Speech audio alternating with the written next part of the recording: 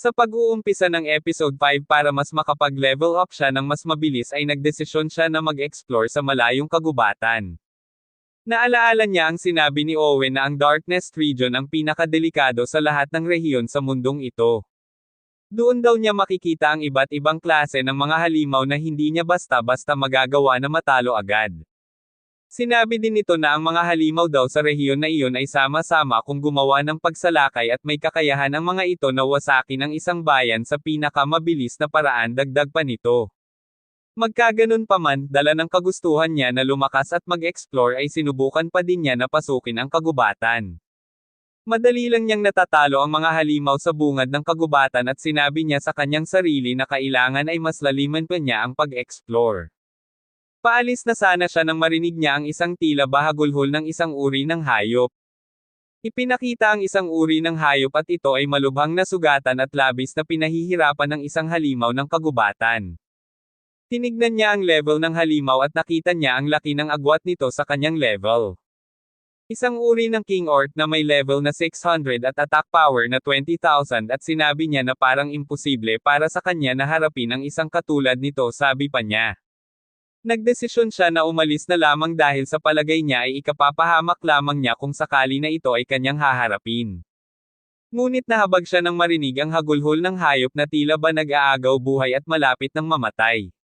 Sinabi niya na kung ang kanyang lolo daw ang nasa kanyang katayuan ngayon ay malamang na ililigtas niya ito sa kahit na anong paraan, sabi pa nito. Nagdesisyon siya na harapin na lang ito at inilabas niya ang kanyang mga sandata. Inihagis niya ang kanyang spear patungo sa direksyon ng halimaw at laking gulat niya nang madali lamang itong namatay sa pagsalakay na kanyang ginawa. Sobrang nahiya siya sa kanyang sarili dahil kung hindi pala siya nagdesisyon na iligtas ito ay malamang na namatay na ito at magiging konsensya pa niya ito, sabi pa niya. Ang mga sandata na koleksyon ng kanyang lolo ay may lakas na kakaiba na kahit sa mababang level niya ay lumalakas ito dahil sa effect ng mga sandata. Naalaala din niya noong unang dating niya sa mundong ito ay may halimaw na nagpakita at gamit din ang spear na ibinato niya dito ay namatay ito kahit na mataas ang level nito sa kanya, sabi pa niya. Magkaganon pa man ay nagpasalamat siya sa mga sandata na ito at muli ay tinignan niya ang hayop na kanyang iniligtas. Inilabas niya ang kanyang healing potion at sinabi dito na ito daw ay ligtas na inumin at kapag ininom daw niya ay mabilis siyang gagaling. Ngunit bago pa siya matapos magsalita ay nahimatay na ito dahil sa labis na pagod at nabugbog na pangangatawan nito. Mabilis niyang pinuntahan ito at agad na pinainom ng kanyang healing potion at ang lahat ng sugat nito ay mabilis na gumaling. Mabuti na lamang daw ay sakto ang oras ng kanyang pagpapainom dito dahil muntik nang malagay sa alanganin ang buhay nito, sabi pa niya. Tinanong niya ito kung nasaan ang kanyang mga magulang at kung ito daw ba ay nawawala at sinabi dito na ang lugar daw na ito ay lubhang mapanganib. Tumugon lamang ang maliit na hayop sa pamamagitan ng pagyuko na ang ibig sabihin ay wala na itong mga magulang at siya ay nag-iisa na lamang. Sinabihan niya ito na kung ganun daw ay sumama na lang daw ito sa kanya, tutal wala naman din daw siyang kasama at tulad niya siya ay nag-iisa na lamang sa buhay. Pagtingin niya sa stats ng maliit na hayop na ito ay nagulat siya dahil ito ay level 500 at sinabi niya na malakas din daw pala ito sa kabila ng kanyang itsura. Dahil daw sila ay alyansa na ngayon, dapat daw ay mayroon itong pangalan at batay daw sa kulay nito ay pinangalanan niya itong Knight at ito naman ay nagpakita ng interes sa ibinigay nitong pangalan. Simula ng araw na iyon ay naging kasama na niya ito sa pag-explore at dito ay napansin niya na kapag siya ay nagle-level up pati si Knight ay tumaas din ang level. Sa eksenang ito sa kanilang paaralan ay tinanong niya ang kanyang mga classmate kung saan daw mayroon pet shop na malapit. Sinabi niya na mayroon daw kasi siyang aso na inampon kaya gusto daw sana niya itong bilhan ng dog food. Tinanong naman siya ni Kaide kung anong kulay daw ba nito at kung anong pangalan at sinabi sa kanya kung may picture daw ba siya nito. Sinabi niya na wala siyang picture nito kasi wala daw siyang smartphone.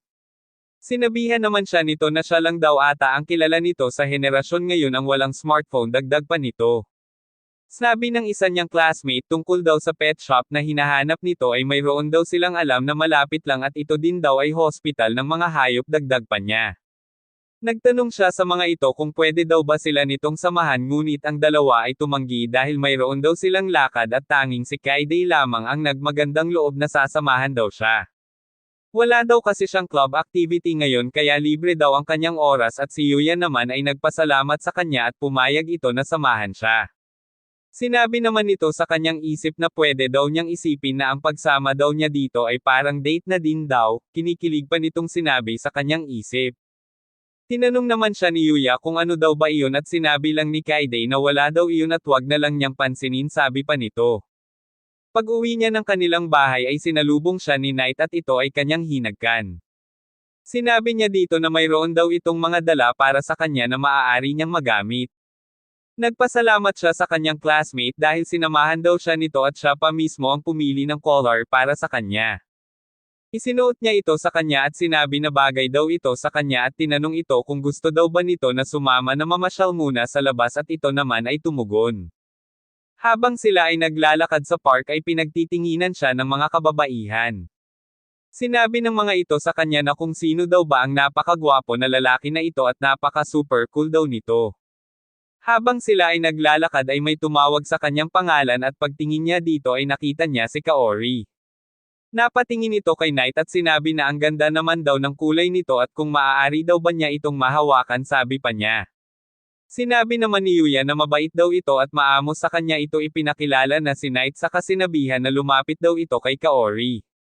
Hinawakan niya ito at pinuri dahil daw napakalambot ng mga balahibo nito at sobrang cute daw nito. Ang lahat ng mga tao na nandoon ay hindi mapigilan na mapatingin sa kanila at sinabi pa ng mga ito na bagay daw silang dalawa dahil napakaganda daw ng babae at siya naman ay napakagwapo daw sabi pa ng mga ito. Tinanong siya ni Kaori na kung anong breed daw ito dahil ngayon lang daw siya nakakita ng ganitong klaseng aso at dito ay hindi alam ni Yuya kung ano ang isasagot niya. Sinabi na lang niya na nakita lang niya ito at dahil naawa daw ito dahil wala na itong matutuluyan kaya isinama na lang niya ito dahilan na lang niya dito. Habang sila ay nag-uusap dito ay may tumawag sa kanyang pangalan at pagtingin ni Yuya dito ay nakita niya si Mio. Tinanong niya ito kung ano daw ba ang ginagawa niya dito at sinabi ni Mio na ang kanyang bahay daw ay malapit lamang sa lugar na ito.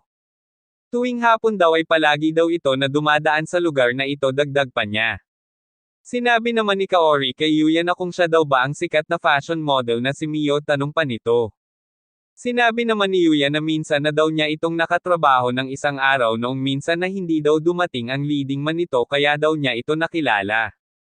Ipinakilala ni Yuya kay Mio si Kaori na kaibigan daw niya ito at si Knight na kanyang kapamilya. Muli na naman na nagtinginan sa kanila ang mga tao na nandoon at sinabi na ang swerte naman daw niya dahil dalawang naggagandahang mga babae ang kasama niya. Na-recognize naman ng iba na ang dumating daw na magandang babae ay si Mio na isang sikat na fashion model sabi pa ng mga ito. Tinanong siya ni Mio kung madalas daw ba ito na nagpupunta dito at tumugon naman si Yuya na ngayon lang daw siya napasyal sa lugar na ito. Kung ganun daw sa susunod na lang daw sila mamasyal ng sila lang dahil sa dumadami na din daw ang mga tao at ito ay nagpaalam na sa kanilang dalawa. Dito ay nahihiya siyang tinanong ni Kaori kung magde-date daw ba sila nito. Sumagot naman si Yuya na hindi naman daw ganun ang ibig sabihin ng mga sinabi nito kanina. Naiinis siya nitong sinabihan ng sinungaling sa di malamang dahilan at kalaunan ay humingi din ito ng pasensya sa kanyang mga nasabi. Sa isip niya bakit daw ba niya iyon nasabi gayong hindi naman daw niya ito boyfriend sabi pa niya. Maya-maya ay may narinig silang sumigaw at ito ay humihingi ng tulong dahil ang kanyang bag daw ay kinuha ng magnanakaw. Inutusan ni Yuya si Knight na habulin ang magnanakaw at sinabihan si Kaori na wag daw itong mag-alala at sila na ang bahala sabi pa nito. Hinawakan niya sa kamay si Kaori at pumunta sa matanda at tinanong ito kung ito daw ba ay ayos lamang. Sumagot naman ang matanda na ito daw ay okay lang, kaso ang kanyang bag daw ay nakuha ng magnanakaw sabi pa nito. Sumagot naman si Yuya na wag daw itong mag-alala dahil sila na ang bahala pagkatapos ay bumalik na si Knight dala ang magnanakaw na hinabol nito. Sinabihan niya si Kaori na tumawag ng pulis at nang ito ay tatawag na ay biglang kumawala ang magnanakaw. Sinalakay siya nito at sinabi na wag daw itong magkakamali na tumawag ng pulis at nang siya ay sasalakayin na nito ay hinawakan ni Yuya ang kanyang kamay. Inihiga niya ito sa lupa at sinabi na huwag daw nito sasaktan ang kanyang kaibigan sabi pa niya. Ang lahat ay napatingin at namangha sa ginawa niya at tinanong siya ni Kaori kung okay lang daw ba siya. Sinagot naman siya nito na sila ni Knight ay okay lang naman daw at muli ay nagpasalamat sa kanya si Kaori dahil iniligtas na naman daw muli nito ang kanyang buhay, masayang sabi pa niya. Naipakulong nila ang magnanakaw at ang matanda muli ay nagpasalamat sa kanyang mga ginawa. Sa eksenang ito ay muling nag-explore sila Yuya at Knight at sinalakay nila ang mga halimaw na kanilang madadaanan. Sa kanilang pagtutulungan ay madali lamang nila na natatalo ang mga halimaw na kanilang nakakasagupa. Sa kanilang paglalakad ay nakakita sila ng magical beast na mas malakas pa sa high orc na kanilang nakalaban. Isang crystal deer na may level na 630 at ang level daw nito ay mas mataas ng dihamak sa king orc, sabi pa niya. Ang beast daw na ito ay more on magic kaya tinanong niya sa kanyang sarili kung ano daw kaya ang diskarte na pwede niyang gawin. Nagulat siya nang mapansin niya na kaya din pala nitong ma-detect ang mga nasa paligid nito kaya hindi siya pwedeng gumawa ng mga biglaang pagsalakay, sabi pa niya. Wala siyang ibang pagpipilian kundi ang harapin ito ng direkta at nang makita siya nito ay agad siya nitong sinalakay. Sinabihan niya si Knight na umiwas at pagkatapos ay nagsagawa ito ng pagsalakay ngunit ito ay nagawang ma-block ng crystal deer at nagsagawa din ito ng counter-attack gamit ang fire elements. Nagawa naman nila itong maiwasan at pagkatapos ay muli na naman itong nagpakawala ng magical ice element. Naiwasan nila ang malakas na pagsalakay na iyon ng crystal deer at tinanong niya si Knight kung okay lang daw ba ito. Sinabihan niya si Knight na salakayin ito at gawan siya ng magandang opening at sinunod naman siya nito. Dito ay nagpakawala naman ng napakalakas na pagsalakay ang crystal deer gamit ang magkasabay na fire at ice element. Nagdulot ito ng malaking pagsabog sa lugar ngunit hindi nito napansin na nakaiwas dito si Knight at nagsagawa ng counter-attack at nagawa nitong mapinsala ang crystal deer. Pagkatapos ay nag-follow up naman si Yuya at itinusok nito ang kanyang spear sa sugat na nagawa ni Knight at ito ay tuluyan ng namatay. Sinabi niya kay Knight na habang lumalalim ang pagpasok nila sa gubat ay mas mataas ang tsansa na makakita sila ng mas malalakas na mga halimaw. Tiningnan nila ang mga drop ng crystal deer at nagulat siya dahil meron itong rare box item na drop. Nang tinignan niya ang stats nito ay nagulat siya dahil isa itong set ng maraming bat na pwedeng pagliguan. Nagtaka siya na kung papaano daw na naging rare ito at nang sinubukan niya itong buksan ay naglabas ito ng isang paliguan. Sinabi ni Yuya na gusto daw sana niya na maligo kaso ay nasa gitna daw sila ng gubat at napakadelikado kaya sinabihan niya si Knight na umuwi na daw muna sila. Pag-uwi nila ng bahay ay ginamit agad nila ito at silang dalawa ay sabay na naligo. Kinabukasan ay nag-explore ulit sila sa mas malalim na kagubatan at dito ay may nakalaban silang halimaw at sinalakay agad sila nito. Muli itong sumalakay at nagawa siya nitong masugatan at nang sinalakay din niya ito gamit ang kanyang spear ay wala itong epekto dahil sa matigas nitong balat. Sinabihan niya si Knight na kailangan nilang mag-focus at tapusin agad ang halimaw na ito. Muli silang sinalakay nito at sa pagkakataon na ito ay naiwasan nila itong muli at ang halimaw ay na-stuck sa malaking bato. Gumawa siya ng counter-attack sa halimaw na ito at sinalakay niya ito gamit ang kanyang espada at matagumpay niya itong napatay. Tinignan niya ang kanyang stats at nakita niya na siya ay nag-level up. Tinignan din niya ang stats ni Knight at nagulat siya dahil kasabay din niya na nag-level up ito. Sinabi niya na kung ganun daw ay magandang pagkakataon din pala ang kanilang kombinasyon para sabay makapag-explore at makapagpa-level up ng sabay. Ipinagpatuloy nila ang pag-explore at dito ay nakakita sila ng isang kuweba. Pagpasok nila sa loob ay nagtaka siya sa kakaibang setup ng kuweba at dito ay nakakita sila ng isang kalansay ng tao. Tinawag siya ni Knight at ipinakita ang isang libro at ito naman ay kanyang kinuha. Sa pagtatapos ng episode na ito ay ipinakita na ang libro na kanilang nakita ay pagmamay-ari pala ng isang sage at nagulat siya nang ito ay kanyang buksan.